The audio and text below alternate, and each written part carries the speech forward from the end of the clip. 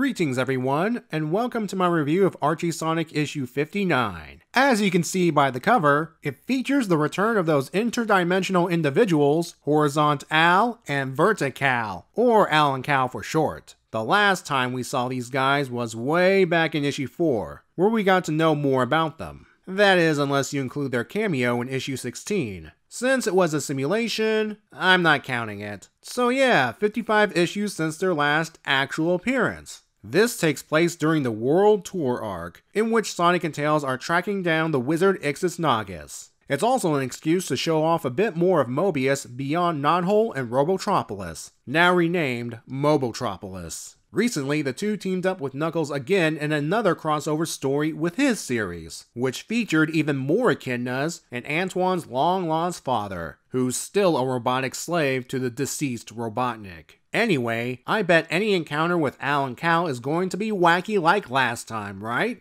Well, let me put it like this. The cover you're seeing here, it's foreshadowing for what's about to happen. So let's get started.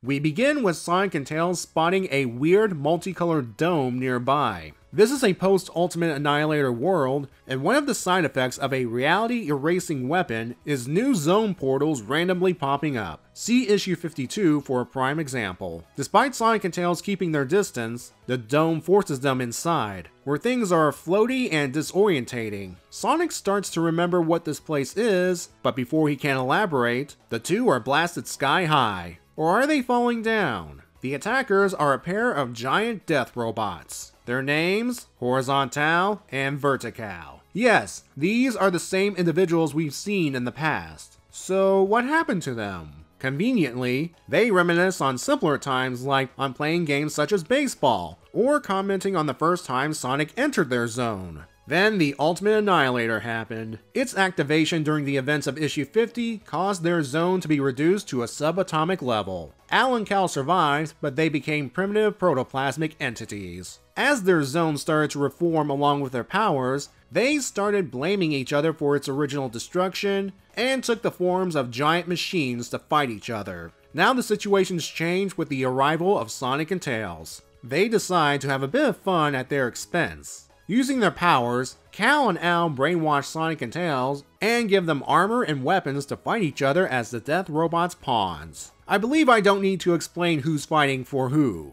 The match seems even, with Sonic countering Tails' flight, and Tails having the weapons combat advantage. Things turn around, if you pardon the pun, for Sonic as he uses the momentum of him missing Tails to throw his staff, which he turned into a boomerang, at the two-tailed fox fast, resulting in Tails' tails getting clogged and him slamming into one of the floating land masses. Whether it's due to the rough landing, or the sight of Sonic spin dashing towards him, or both, Tails' brainwashing starts to wane. Enough for him to remind Sonic that they're supposed to be friends. And yep, that's all it takes for them to completely reverse the brainwashing. Al and Cal are angry they stopped fighting and that they got their free will back. Sonic, recognizing who they are, wants to know what happened to them, but they give no response. Remember this for later. Tails joins in on the lecture saying Al and Cal need to work together to bring some order back into their zone. If not as friends, then as peaceful neighbors. Al and Cal briefly consider going back to the way things were, before deciding, nah, let's keep fighting. Their blast pushed Sonic and Tails out of their zone. As the portal closes, Tails wonders if Al and Cal will be fighting forever. Sonic, though, only cares about getting himself a chili dog. Our hero, everyone! The second story features Sally skydiving with a bunch of her freedom fighter compatriots, including Rotor, Lupe, Hamlin, Hershey, and Eric. The last one previously appearing in issue 52 on a monitor. As Sally descends, she feels so free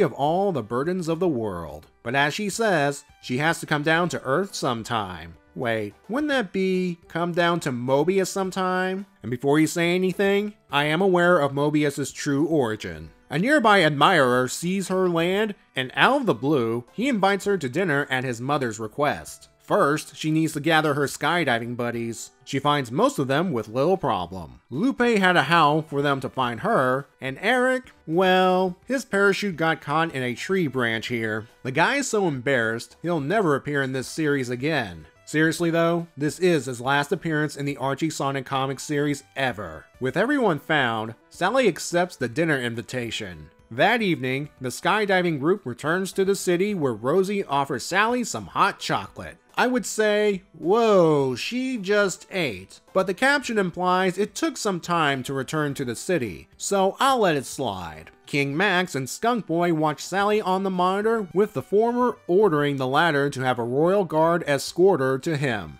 It's time for a father-daughter talk.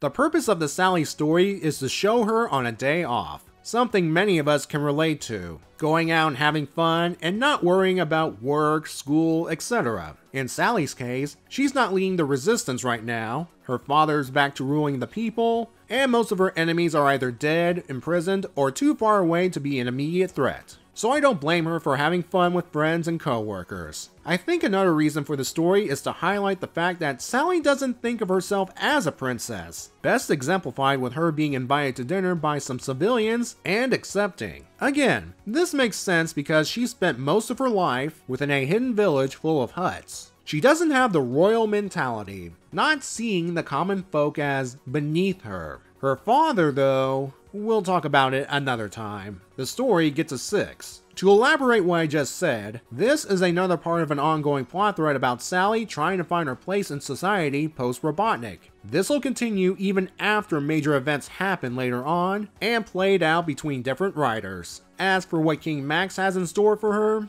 again, that's something for another time. As for the main story, it's ultimately a tragedy for Al and Cal. They were just having fun in their zone until BAM! The ultimate Annihilator hit, forever changing them and their home. In the short time their zone has reformed, their fight has escalated.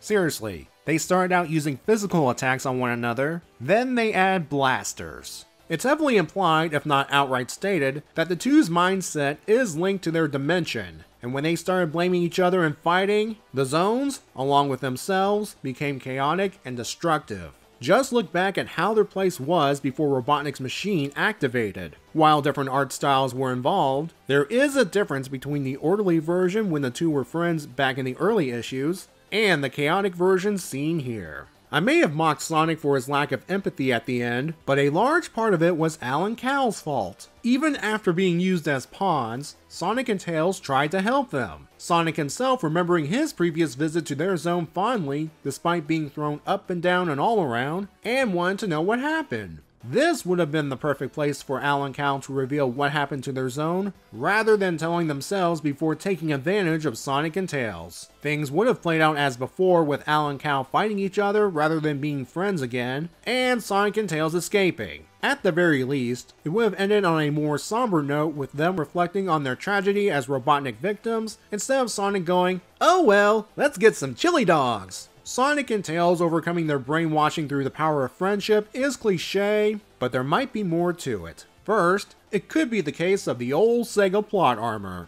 Second, previous contacts with the Ancient Walkers have blessed them with gifts that would allow them to override Alan Cal's control. Though, when you think about it, it's actually the in-universe explanation for Sega plot armor. Or third, Alan Cal unknowingly undid the brainwashing themselves. The two took Sonic and Tails and molded their will onto them. What if, on a subconscious level, Al and Cal still want to be friends and play games again? And that was passed on into Sonic and Tails. That deep down need for friendship reminded Sonic and Tails of their own, and allowed them to break free. When you really think about it, even having pawns fighting each other is a way for Al and Cal to have some fun again, in a sick way, which further adds to their tragedy. Wow, this is getting sad. So I'll go ahead and give my final score, which is a 7. I do appreciate it when characters and plot threads are revisited after a long absence, though sometimes I may not like the direction it takes. I will reveal that this is not the end of Al and Cal. Let's just say their fighting will attract the attention of certain parties responsible for monitoring zone activity, and that's all I will say on the matter. Sonic and Tails, on the other hand, will travel to an all-new location where they'll meet another familiar face. But that's something for next time. Until then, I'll see you later.